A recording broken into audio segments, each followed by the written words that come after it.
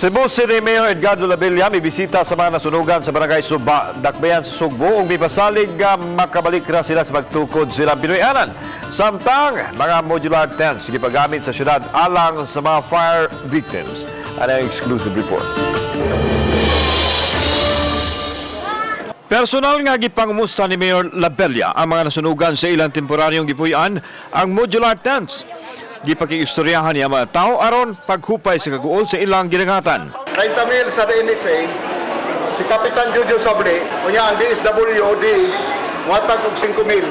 Mauna nga, siguro, malawing Ginoo, natay madawat tanan-tanan 55,000. Dili sa gym sa barangay Suba, Dakbayan sa Sugbo, gipahiluna ang mga nasunugan niadtong nakalabayang gabi. Kung ato makita mo ni ang mga modular tents nga gipagamit sa Dakbayan, hamugaway lang no alang sa tuang mga kaigsuonan gani kung parehan ini ang gidakon dako gyud ang ilahang area.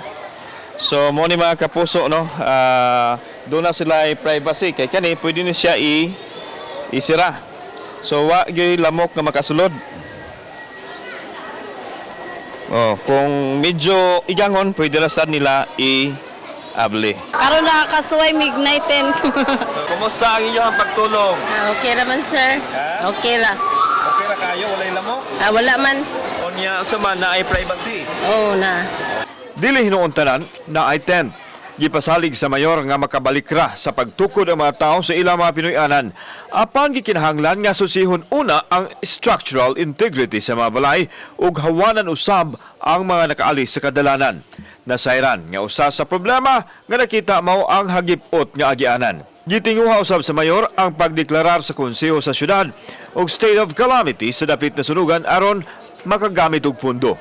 Una nang nagdeklarar ang barangay sa state of calamity.